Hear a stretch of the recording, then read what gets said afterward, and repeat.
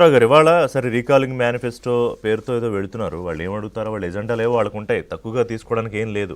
ఎందుకంటే మనం చాలాసార్లు అనుకున్నట్టు ఒక పాజిటివ్ అప్రోచ్తో రాజకీయాలు చేయాలంటే పందా ఒకలా ఉంటుంది. లేదు ఇదిగో ఈ క్యాలెండర్ ఇయర్ పెట్టుకుని దీంట్లో ఏమేం చేసాము, ఓకే ఎంత రెచ్చగొట్టాము, కులం ఎంత వాడాము, మతం ఎంత వాడాము, విద్వేషం ఎంత, ఈ క్యాలెండర్ వాళ్ళ పరిస్థితి వేరే ఉంటుంది. సో ఇవాళ వెళ్ళేటప్పుడైనా ప్రజలు ఒకటి బహుశా అడగాలంటే నాకేమనిపించిందంటే, మీకు మా మీద నిజంగానే అంత కన్సర్న్ ఉంటే మీరు అసెంబ్లీకి ఎందుకు వెళ్ళరు? అంటే 175 వైనాట్ 175 లేదా 150 వస్తేనే అసెంబ్లీ గౌరవ సభ చట్టసభనా, 11 వస్తే కాదా అని కూడా అడగాలిగా ప్రజలు. ఖచ్చితంగా ఖచ్చితంగా ఋషి గారు అడగాలి. అడిగే పరిస్థితి కూడా ఇవాళ ప్రజల్లో ఉంది. నేను ఎందుకు చెప్తున్నానంటే, నాగార్జున గారు ఒక మంచి సూచన చేశారు. అఫ్ కోర్స్ అంటే కొంత ఈ రెండు పథకాల తాలూకా విషయంలో నాకు కూడా క్లారిటీ లేదు. మన ఋషి గారు క్షమించాలి, రఫీ గారు చెప్పిన తర్వాత. అంటే ఇవాళ మనం ఒకసారి చూసుకున్నట్టయితే గతంలో ఉన్నటువంటి పరిస్థితులు ప్రజల్లో లేవు.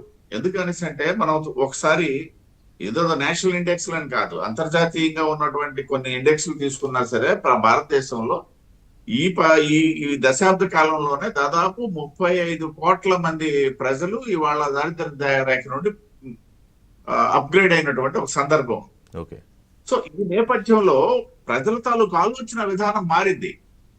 ఇప్పుడు గతంలో ఏంటనేసి అంటే వైట్ కార్డు కోసం అని, లేకపోతే ఉన్న వైట్ కార్డు 2 ఉన్న దగ్గర రద్దు చేస్తే ఉన్నటువంటి ఆలోచన ప్రజల్లో ఇవాళ లేదు.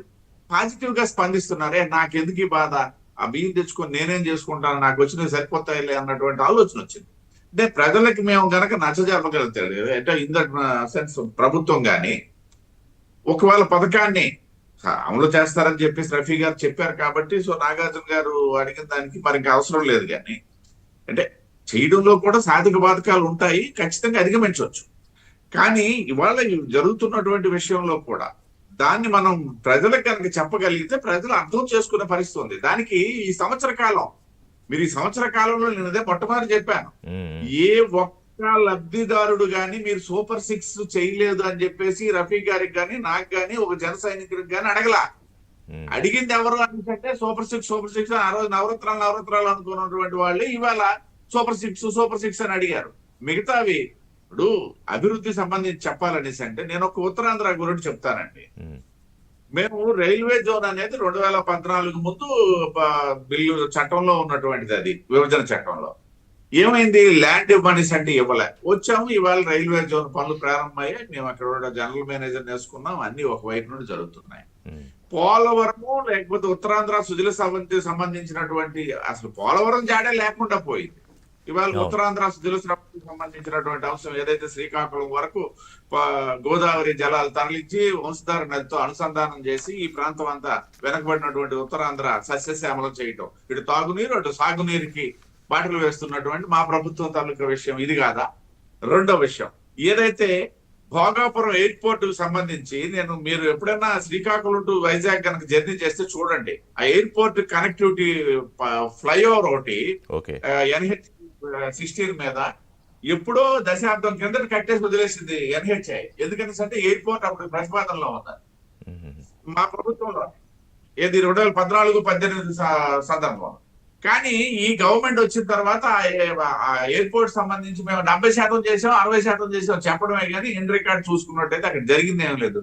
భూసేకరణ ఎంత చేయాలనే దగ్గర క్లారిటీ లేకుండా పోయారు.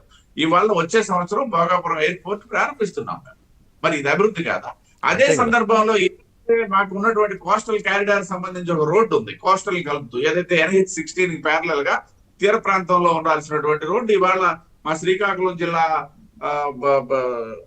గుండా మా శ్రీకాకుళం జిల్లాలో 170 కిలోమీటర్ల రోడ్డు ఇవాళ రూపుదాల్చుకుంటున్న ఒక సందర్భం.